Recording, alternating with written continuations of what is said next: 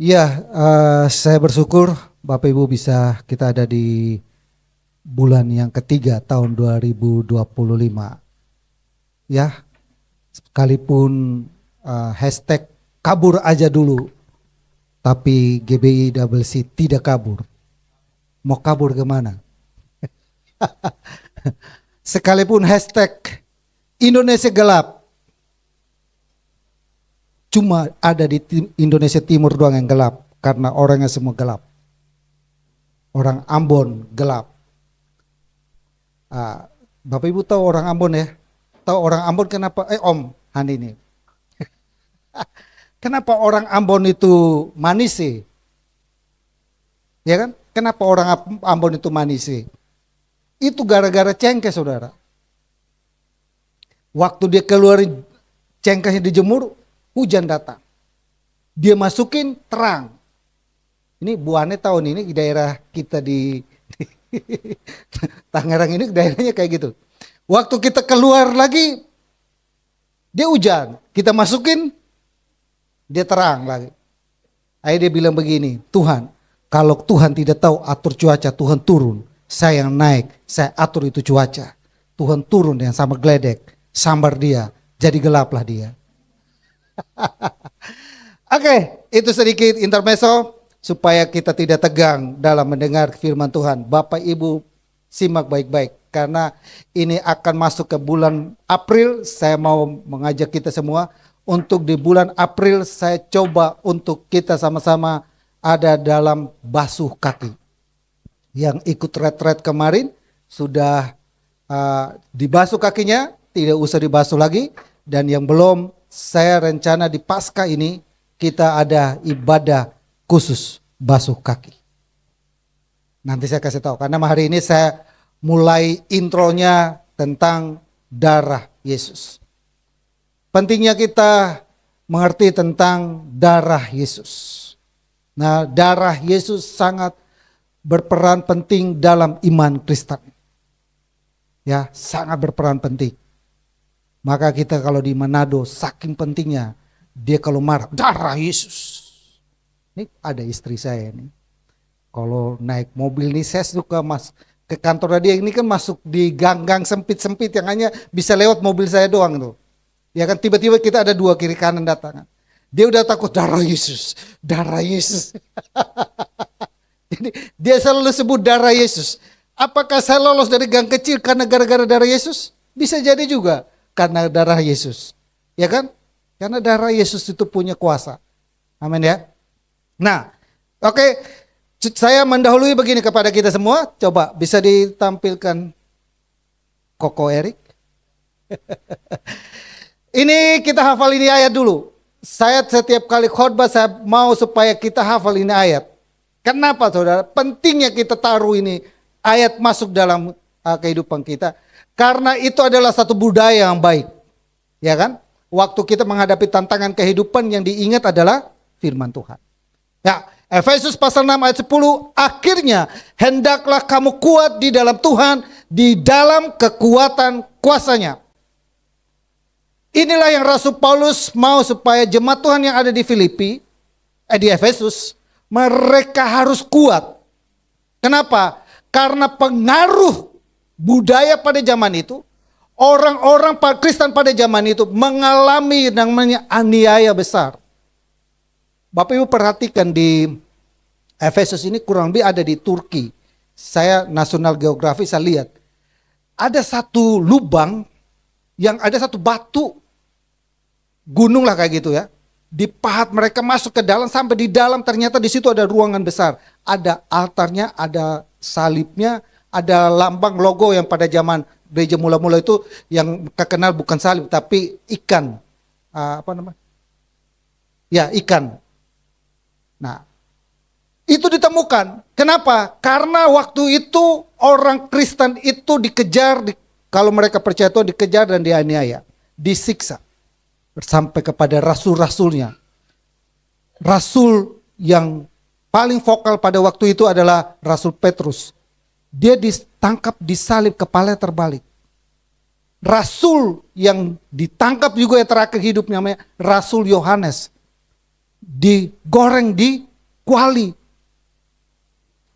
Bukan bayangin nih saudara, ditangkap. Lu percaya Yesus? Ayo bawa dia, goreng dia. Kira-kira kita kuat nggak? Lu kan pendetanya, bawa dia, goreng dia. Kira-kira kayak gitu, kira-kira pendeta di Jakarta ini kabur semua nggak ya? Kan ditodong di depan. Ini pendeta, tangkap dia, goreng dia. Rasul Yohanes ditangkap, digoreng, nggak mati-mati saudara. Akhirnya dibuang ke mana? Pulau Patmos. Dibuang ke Pulau Patmos. Sampai di Pulau Patmos, dia nulis kitab Wahyu. Maka kita kenal nama kitab Wahyu, dia melihat masa depan akan terjadi seperti ini. Itu gara-gara dia buang di Pulau Patmos. Nah, kita harus kuat di dalam kekuatan kuasanya. Berikutnya next, coba. Ya, hari ini kita bahas tentang dalam satu kekuatan kuasanya adalah kuasa darah Yesus. Kuasa darah Yesus, saya ingin supaya kita semua punya dan mengerti ini. Supaya kalau kita nanti jemaat double C, kalau keluar misalnya kita ketakutan, darah Yesus, darah Yesus. Kalau nanti kalau sudah naik angkot atau apapun tiba-tiba dengar darah Yesus, itu jemaat double C itu. Iya kan? Nanti marah-marah dengan suami juga gitu, darah Yesus, darah Yesus. Nah itu jemaat double C. Ya kan kalau kita marah-marah dengan suami kan, kalau kita darah Yesus kan, suami kita yang gak percaya Tuhan ke siapa lu, darah Yesus gua. Emang gua setan apa? Ya, oke, latar belakang darah Yesus bukan hanya sebuah simbol tetapi merupakan sumber kehidupan, pengampunan dan kemenangan. Ini saya mau angkat ya. Karena bukan sekadar satu simbol atau satu lambang atau satu logo, tapi merupakan suatu sumber kehidupan, pengampunan dan kemenangan. Pentingnya buat kita, jemaat double C, untuk kita tetap ada dalam hadirat Tuhan, untuk tetap kita ada dalam kekuatan kuasa Tuhan, maka kita punya yang namanya darah Yesus, karena darah Yesus adalah sumber pengampunan, sumber kemenangan, sumber kehidupan. Berikut, oke. Dalam Alkitab darah Yesus, darah seringkali menggambarkan kehidupan dan pengorbanan. Dalam perjanjian lama kita melihat bahwa dengan darah hewan yang dipersembahkan, dosa-dosa dapat diampuni. Nah, saya mau garis bawahi gini. Saya mau garis bawahi. Kapan pertama kali darah itu muncul? Dan siapa yang pertama kali memperkenalkan darah itu kepada manusia? Dan agama yang pertama kali didirikan oleh Tuhan menggunakan darah. Ketika manusia jatuh dalam dosa, maka muncullah konsep tentang agama. Agama adalah artinya tidak, gama artinya apa? Gama artinya apa? Morat marit. Tahu ya? Bahasa apa itu? Sanksi kerta, bukan sanksi kemperta. Sanksi kerta, bukan sanksi kemperta. Soal kata apa? Pacar lu juga suka dinyanyiin, sungguh indah kau Tuhan. Kalau aku, itu kita sama sudah kita. Ya, Tuhan memperkenalkan darah itu pertama kali kepada Adam dan Hawa. Waktu manusia jatuh dalam dosa, mereka berusaha untuk menutupi ketelanjangannya, berusaha menutupi morat maritnya. Tapi apakah menutupi morat maritnya dengan cara mereka semuanya bisa tidak termorat marit? Tetap morat marit. Karena itu adalah cara manusia. Cara manusia, agama adalah cara manusia bagaimana supaya dia tidak morat marit. Tapi agama Kristen mengajarkan kita cara Allah memperkenalkan agama itu kepada manusia harus dengan darah. Dengan darah. Maka agama Kristen landasannya adalah darah. Ya, binatang itu diambil oleh Tuhan, dibelek oleh Tuhan, ya kan? Diambil kulitnya, pisahkan daging-dagingnya, ambil kulitnya, dibersihkan, dijahit, dipakai kepada Adam dan Hawa. Tidak mungkin pakai kulitnya binatang tanpa ada penumpahan darah. Di situ di Kejadian itu tidak tulis bahwa ada darah, tidak. Tapi nanti saya baca kepada kita satu ayat yang menekankan berikut ya. Ya, ayatnya gini saudara. Nah, Ibrani pasal ke-9 ayat 22. Dan hampir segala sesuatu disucikan dengan darah. dan tanpa penumpahan darah tidak ada pengampunan. Itu gerah keras dan itu sangat penting. Hampir segala sesuatu ya, disucikan oleh darah dan tanpa penumpahan darah tidak ada pengampunan. Sejak itu agama yang diperkenalkan Tuhan, mereka selalu mengorbankan darah. Maka Kain dan Habel pertama kali menjalankan perintah itu, Kain dan Habel. Adam dan Hawa pun melakukan itu pertama kali. Ya kan? Kain dan Habel. Kenapa Kain yang ditolak tapi Habel yang terima? Karena Habel gembala domba. Dan diajarkan oleh orang tuanya harus sembelih persembahkan itu. Ada darah yang tertumpah. Kain, apakah Kain tidak bisa? Harusnya dia bisa. Tapi Ibrani bilang begini, kenapa Kain itu tidak diperkenankan? Karena Kain mempersembahkannya bukan dengan iman. Ya, Kain tidak persembahkan dengan iman. Kalau dia dengan iman, harusnya dinuruti cara aturan main yang diajarkan oleh Adam dan Hawa kepada Habel. Tapi dia menuruti apa yang diajarkan oleh pikirannya dia. Dia persembahkan kambing domba karena di profesinya mungkin analisanya dia kayak gitu. Saya persembahkan buah-buahan atau hasil tani karena tapi tidak. Tuhan mau persembahkan dengan iman. Salah satunya adalah darah. Karena tanpa penumpahan darah tidak ada pengampunan. Tidak dilayak, tidak mendapatkan pengampunan dari Tuhan. Mau doa kamu kencang bagaimanapun, mau amal baik kamu bagaimanapun, kalau tanpa penumpahan darah, kamu tidak dapat pengampunan. Berikut. Oke, mana si Erik? Oke, yang pertama, pentingnya darah Yesus buat orang percaya adalah gini. Darah Yesus menghapus dosa.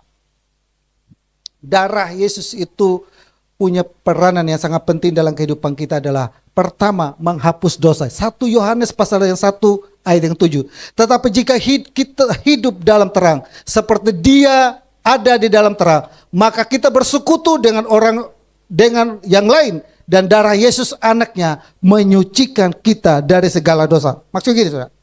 Kita manusia itu semuanya namanya setiap kali kita pasti berbuat dosa.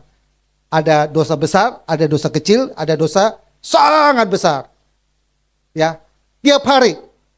Mau pikiran kita ke, mau kata-kata kita ke, mau mata kita ke, ya kan? Alkitab juga bilang, kalau matamu congkel apa namanya? Matamu sesatkan kau ya. Cungkel saudara. Nanti bisa di sini datang sini mata buta semua. Habis ngapain? Gua habis lirik cewek nggak kedip-kedip gua dicongkel. Kejam saudara.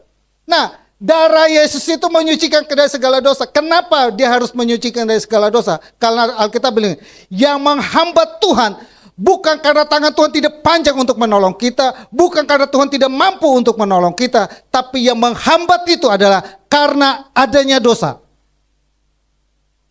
Dosa harus dibereskan. Yang ikut kelas pranikah siapa nih? Prabaptis. Hampir semua udah ikut ya. Prabaptis saya ajarkan itu. Ada 5 penghambat dosa, gara-gara akibat daripada dosa. Membuat kita, doa kita tidak dijawab oleh Tuhan. Nama kita tidak terdaftar dalam buku kehidupan. Ya kan? Kita masuk ke neraka.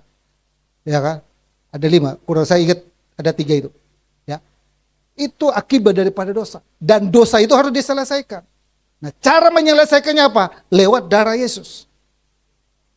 Bagaimana saya memperoleh darah Yesus? Pertanyaan kita selanjutnya.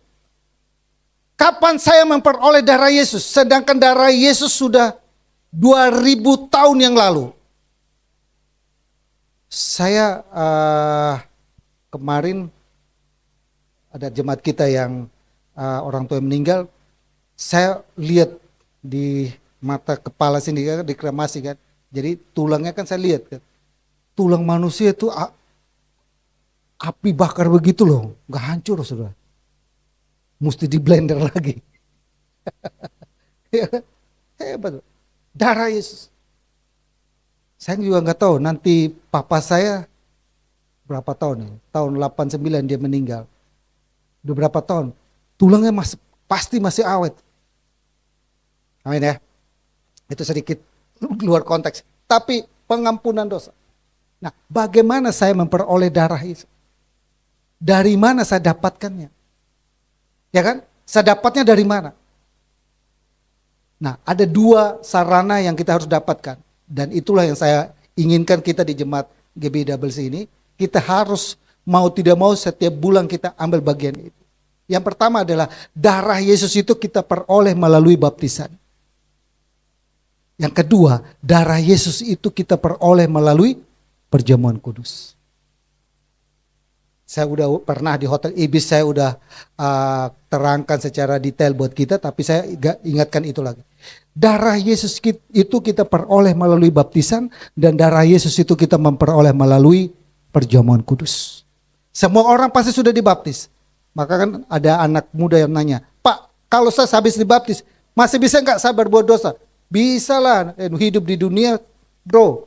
Kecuali kita sudah punya sayap malaikat. Malaikat aja saudara, malaikat aja berbuat salah. Nah, perbedaan kita dengan malaikat.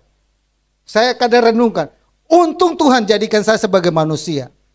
Coba Tuhan jadikan saya seperti malaikat. Nah, di Alkitab, kalau malaikat jatuh dalam dosa, tidak ada pengampunan. Dia langsung jadi setan. Itu bedanya kita dengan malaikat. Kalau manusia jatuh dalam dosa, masih ada pengampunan buat dia untuk bertobat. Itu bedanya kita sama setan. Maka setan cemburu sama kita. Dia begitu berbuat salah langsung dihukum oleh Tuhan, jadi setan dia. Manusia berbuat salah dihukum oleh Tuhan, jadi apa? Tetap jadi manusia. Tuhan datang merawat dia lagi, mengampuni dia lagi, membersihkan dia lagi. Ya udahlah anakku, balik lagi, datang lagi. Kalau setan tidak ada kompromi. Kalau Tuhan ciptakan kita seperti setan, hari ini banyak setan yang jalan di Jakarta. Karena banyak orang berdosa toh. Marah-marah sedikit dulu jadi setan. Nah, sudah jadi setan dia. Iya kan? Senggol sedikit dia marah-marah, dia jadi setan itu. Oke. Ya, mencucikan kita dari dosa. Yang kedua, pentingnya darah Yesus buat kita kenapa adalah di sini. Oke, darah Yesus menyucikan dari segala dosa. Tidak ada dosa yang terlalu besar yang tidak dapat diampuni olehnya. Melalui pengorbanannya kita dapat dibebaskan dari belenggu dosa dan menikmati hubungan yang akrab dengan Bapa di surga. Dosa ini dibereskan, maka hubungan kita dengan Tuhan, doa kita dengan Tuhan, Tuhan mendengar kita. Tadinya kita orang berdosa, tapi kita datang kepada Tuhan dan kita membereskan dosanya. Tuhan menganggap kita menjadi orang benar di mata Tuhan. Karena Tuhan itu kudus, suci saudara. Enggak sembarang orang yang datang menghampiri. Harus beres. Dan dilihat kita sebagai orang benar. Kapan dilihat kita sebagai orang benar? Waktu kita datang kepada dia, minta ampun dan darah Yesus menyucikan itu. Maka kita anggap layak. Doa kita didengar Tuhan. Hubungan kita dengan Tuhan didengar. Enak ya jadi orang Kristen? Enak saudara. Enggak suruh Bapak Ibu kiblat kemana-mana saudara. Gak suruh Bapak Ibu puasa 40 hari baru dapat amal baik, baru dapat doa didengar. Gak suruh Bapak Ibu doa semalam suntuk baru doanya didengar. Enggak, dosanya dibereskan, maka Tuhan mendengar doamu. Amin. Oke, berikut yang kedua. Yang kedua, pentingnya darah Yesus adalah darah Yesus memberikan perlindungan. Nah, Keluaran pasal 12 ayat 13. Dan darah yang ada di rumah-rumah itu akan menjadi tanda bagimu. Apabila aku melihat darah itu, aku akan melewati kamu dan tidak ada malapetaka akan menimpa kamu. Ini tentang bangsa Israel ketika mereka mau keluar dari tanah Mesir. Tuhan tak suruh mereka persembahkan korban sembelih anak domba, darahnya taruh di ambang pintu. Dan setiap malaikat maut yang lewat, yang tidak ada darah itu mati. Maka kan bangsa Israel waktu itu mengalami kedukaan yang luar biasa. Ada kematian yang dahsyat di bangsa Mesir. Kenapa? Anak sulung raja sampai kepada anak sulung daripada bangsa Israel mati semua. Sampai kepada hewan-hewan yang sulung pun mati semua. Gak bisa bayangkan gak Bapak Ibu? Keadaan demikian. Tapi orang Israel yang ada tanda darahnya, Alkitab bilang malaikat maut itu lewat. Mereka tidak akan masuk dalam maut itu, mereka melindungi. Tuhan melindungi. Kenapa dilindungi? Karena ada darah. Maka Ibrani bilang, segala sesuatu, hampir segala sesuatu disucikan dengan darah. Tanpa penumpahan darah tidak ada pengampunan. Darah Yesus. Oke, berikut. Begini saudara. Dalam konteks keluhan darah domba Paskah menjadi pelindung bagi bangsa Israel kita. Saat kita percaya kepadanya, kita terlindung dari kuasa kegelapan dan ancaman yang datang dalam kehidupan kita. Terlindungi saudara. Ya, hampir tiap hari kuasa kegelapan itu menyerang iman kita. Jangan kita pikir bahwa oh saya aman-aman saja, enggak. Selangkah kita keluar dari sini, kita enggak tahu. Atau mungkin kita berdiri di sini juga kita enggak tahu. Setiap saat Alkitab bilang begini, dia berjalan seperti singa yang mengaung-ngaung saudara. Ya kan? Dia mengaung-ngaung, mencari yang dapat ditelannya. Kita lengah sedikit bisa ditelan. Tapi waktu kita lengah, kita ada dalam hadirat Tuhan. Kita ada dalam kuasa Tuhan. Darah Yesus melindungi kita. Amin ya. Ada begitu banyak bahaya yang mungkin di kita hadapi dalam kehidupan kita ya. Ya. Saya tiap kali keluar masuk tuh selalu doanya gitu. Anak-anak keluar masuk doanya gitu. Kita nggak usah jauh-jauh. Kemarin corona. Ya, corona. Saya sama keluarga, saya bilang Tuhan, saya selalu doa, tutup bungkus saya dengan kuasa darah-Mu. Saya, keluarga saya, karena saya nggak punya asuransi. Ya kan? Corona kemarin kan kalau nggak punya asuransi kan kita babak belur kan? Ya kan, selangnya udah berapa? Kedua, saya nggak tahu kalau nanti saya kalau dapat kena corona, saya diisolasi, nggak ada yang bisa jenguk. Men ya? Bahkan ada keluarga yang meninggal. Ada jemaat kita juga yang meninggal. Saya cuma video call di rumah duka. Saya cuma video call, nggak bisa datang. Sampai ke kuburnya pun saya video call sama si Agnes. Nice video call, saya doakan. Sampai ibadah 7 hari, 40 hari, kita video call. Nggak bisa. Amin ya. Setiap saat maut mengancam kita, tapi selama kita ada dalam darah Yesus, Dia melindungi kita. Amin. Yang ketiga, berikut. Yang ketiga, darah Yesus memberikan kita kemenangan. Darah Yesus itu memberikan kita kemenangan. Wahyu pasal 12 ayat 11, dan mereka telah mengalahkan Dia oleh darah anak domba dan oleh perkataan kesaksian mereka, dan mereka tidak mencintai nyawa mereka sampai kepada kematian. Darah Yesus mengalahkan kuasa kegelapan. Ku menang bersama Yesus Tuhan, ku menang di dalam peperangan, ku menang atas apa? Segala setan. Ini setan, segala setan berarti banyak setan-setan kan. Nah, tapi bukan berarti saya tan itu ya setan ya, bukan saudara. Karena istri saya tan saudara. Tiap hari gue darah Yesus, darah Yesus. Nah, Bapak Ibu udah pernah dengar belum? Adik saya saudara. Saya waktu masih kontrakan di Tanah Pasir. Dia datang di rumah saya di kontrakan, dia tidur di bawah di sofa, kita di kamar. Dia pergi ke kamar mandi malam. Nah, besoknya adik saya bilang ini, Kak, di sini ada setan. Rumah ini ada setan. Kita harus mengadakan pemberesan. Saya bilang sama dia, setannya suruh saya ketemu sama saya dulu. Adik saya cerita, saya nggak percaya. Saya naik ke atas, kan mama saya ada di loteng atas sana. Saya naik, mama saya bilang, Adi itu artinya bukan saya adiknya, bukan. Adi itu panggilan orang Kupang kalau panggil anak kesayangan. Nah itu panggilnya Adi. Saya suka panggil Erik Adi, itu sayang gitu, maksudnya sayang gitu. Di sini ada setan. Kenapa? Rambutnya putih, rambutnya panjang. Kenapa? Mama kasih tahu, suruh ketemu kita. Saya ledekin mama saya. Jadi mereka berdua dibilang sini ada setan, mereka berdua peperangan di atas sama di bawah. Darah Yesus, darah Yesus, darah Yesus. Tiap kali adik saya lewat, darah Yesus, darah Yesus. Nah, satu saat istri saya cerita, karena saya ledekin mereka, adik lu kenapa? Kenapa? Tadi malam saya lewat, dia dari belakang, darah Yesus, darah Yesus. Hah, gue ketemu ini setannya ini. gue udah ketemu. Ini setannya ini. Jadi istri saya pergi ke toilet, dikira dia bangun, dia lagi menghayal atau lagi mimpi atau apa. Dikira itu setan. Jadi dia ikutin istri saya dari belakang. Darah Yesus, darah Yesus, darah Yesus. Saya bilang, ini setannya. Saya naik ke atas, saya bilang mama saya udah ketemu setannya. Mama mau kenalan? Gitu. Nah, saudaraku yang saya kasih dalam Tuhan Yesus, hidup ini penuh dengan tantangan, tapi darah Yesus memberikan kita kemenangan. Ya, darah Yesus memberikan kita kemenangan. Kita makan roti dan anggur, itu proteksi kita. Kita yang dibaptis menjadi pemilik darah Yesus, itu memproteksi kita. Amin ya.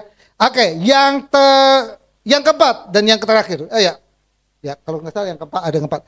Melalui darah Yesus kita mendapatkan kemenangan atas musuh, yaitu iblis. Kita diperkuat dan diperlengkapi menghadapi setiap pertempuran rohani. Hidup ini kan kita nggak tahu ya. Alkitab bilang ini, peperangan kita bukan melawan darah dan daging, tapi melawan penghulu-penghulu. Siapa? Bapak Ibu perhatikan, Ayub. Ya, Ayub nggak tahu apa-apa saudara. Ternyata di belakangnya ada satu deal antara Tuhan dan setan. Tuhan bilang gini, setan kau dari mana? Setan jawab, aku dari mengelilingi bumi. Lalu Tuhan bilang begini, adakah kau melihat Ayub? Setan bilang begini, Ayub aku tahu. Padahal nama Ayub pada zaman itu banyak.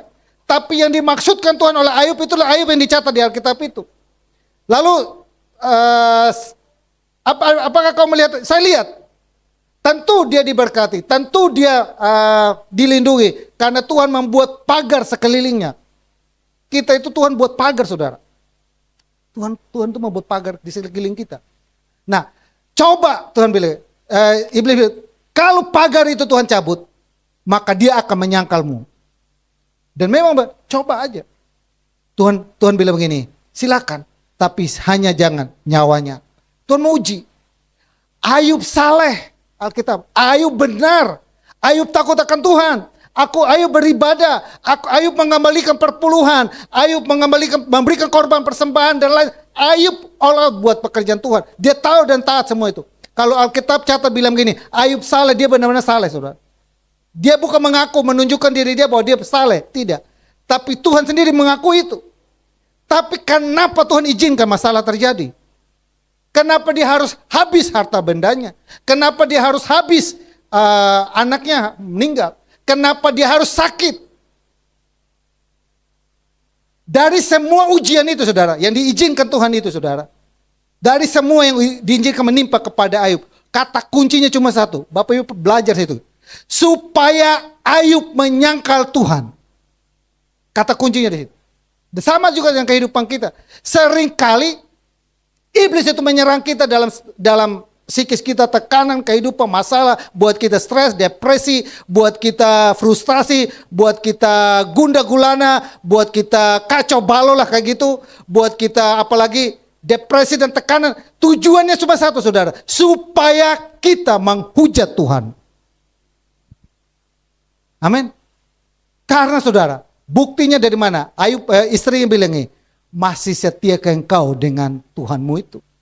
Kutukilah Allahmu, matilah kau. Kata kuncinya situ. Tapi dalam semuanya Alkitab bilang, Ayub tidak pernah berdosa dengan perkataannya. Hati-hati dengan perkataan kita. Amin ya. Hati-hati dengan perkataan kita. Jangan sampai perkataan kita pakai untuk menghujat Tuhan. Menyalahkan Tuhan. Dosa yang paling berat, yang hukuman yang paling berat adalah dosa Adam. Adam menyalahkan Tuhan. Kenapa dosa Adam paling berat? Ya kan? Karena Adam menyalahkan siapa? Tuhan. Perempuan yang kau taruh di sisiku. Coba kau tidak taruh ini barang, aku tidak mungkin jatuh dalam dosa. Karena ini barang, maka aku jatuh dalam dosa. Jadi yang disalahkan siapa? Tuhan. Jadi yang suka salahin istri, salahin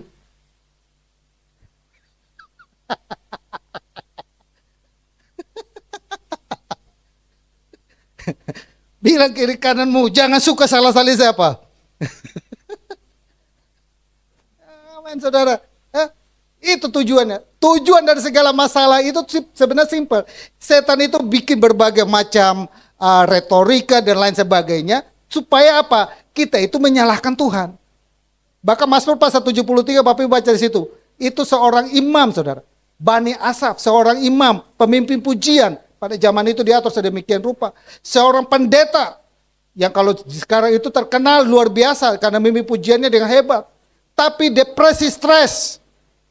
Kenapa? Dia bilang begini, aku hampir saja tergelincir, aku hampir saja meninggalkan Tuhan. Kenapa? Karena aku cemburu kepada orang-orang di luar sana. Mereka gemuk, mereka sehat, mereka mengata-ngatai Tuhan, tapi mereka tidak pernah dihukum oleh Tuhan.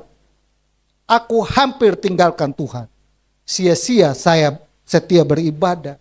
Datang siapin ini barang semua. Saya pujian penyembahan, saya khotbah, saya capek segalanya. Tapi saya lihat mereka yang di luar Tuhan sana. Kok dia enak-enak amat? Dia gak ada sakit penyakit. Dia sehat-sehat selalu. Dia diberkati, gemuk-gemuk lagi. Makannya enak-enak lagi. Gue layani Tuhan, makanya tahu tempe terus. Ya kan? Tapi gak apa-apa. Tapi dia bilang gini, baca di satu ayat. Ketika aku masuk ke hadirat Tuhan, aku memperhatikan kesudahan mereka. Ternyata mereka itu ditaruh di tempat yang licin dan mereka akan menuju kepada kebinasaan. Di situ baru dia sadar. Oh, kalau begitu saya harus bertobat. Amin ya. Itu. Yang berikutnya, yang keempat. Yang keempat adalah darah Yesus membawa penyembuhan. Darah Yesus membawa kesembuhan. 1 Petrus pasal kedua ayat 24. Ia sendiri telah memikul dosa kita di dalam tubuhnya di kayu salib. Supaya kita yang telah mati terhadap dosa hidup untuk kebenaran. Oleh bilur-bilurnya kita menjadi sembuh. Amin ya. Oleh darah Yesus kita menjadi sembuh. Waktu kita makan roti dan anggur yang ada. Kita percaya ini ada mujizat Tuhan. Kita makan roti dan anggur yang ada. Waktu kita makan itu, maka apapun penyakitnya pasti sembuh. Alkitab yang menjaminkan itu.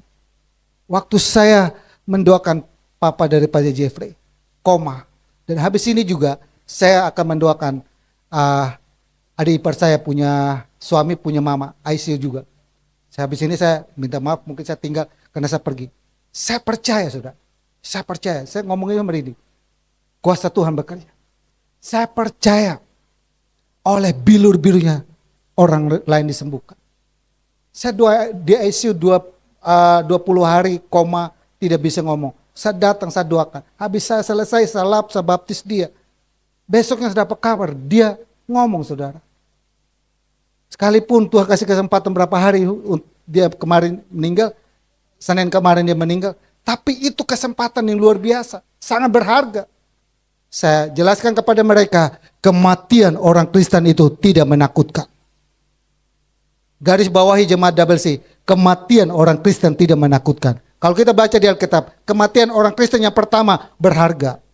Yang kedua, kematian orang Kristen berbahagia. Yang ketiga, kematian orang Kristen beruntung. Dapat di mana saudara? Orang mati, buat kita mungkin hanya sekedar mayat. Tapi buat Tuhan itu punya nilai. Buat kita dia tidur, buat Tuhan dia senyum. Orang dia berbahagia.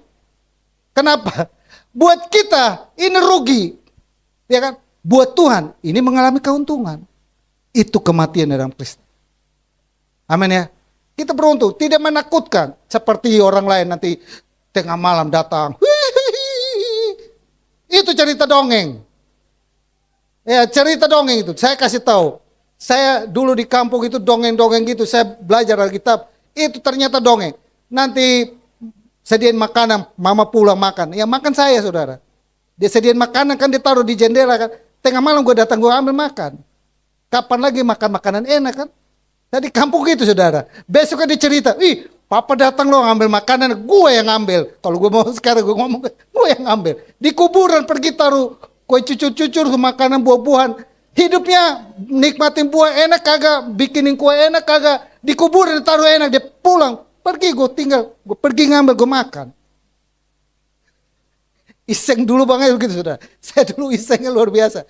Karena saya pikir apa-apaan ini.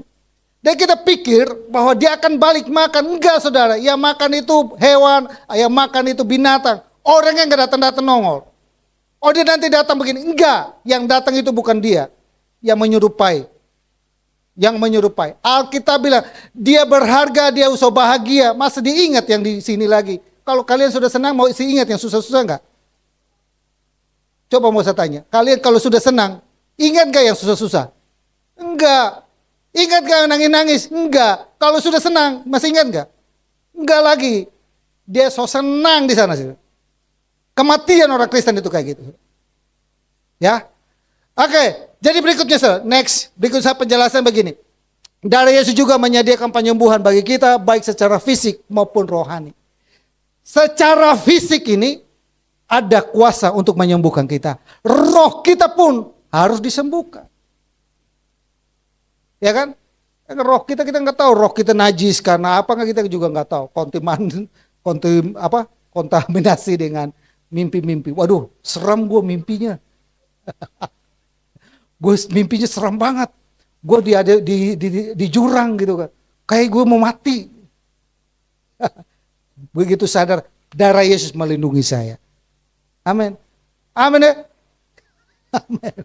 Ya, secara visual dia merasakan semua penderitaan kita yang alami dan melalui pengorbanannya kita diampuni untuk mengalami pemulihan dan pembaruan.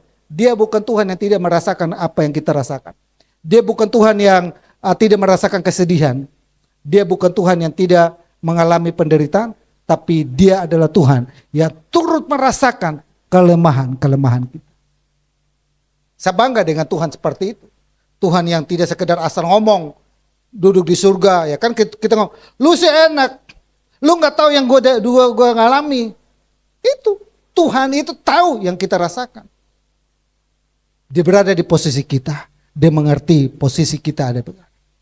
Kiranya renungan di siang hari ini mengawali bulan Maret ini menjadi kekuatan buat kita. Kita satu hati kita berdoa dan juga kita berdoa buat roti dan anggur. Ini adalah darah Yesus. Mari kita terima dengan iman. Dan ada kesembuhan, sakit atau permohonan doa apapun, mohon untuk respon dengan baik dan ini adalah darah Yesus yang kita terima. Di sini ada mujizat, di sini ada pertolongan Tuhan, di sini ada kuasa yang lebih dahsyat atas kehidupan kita.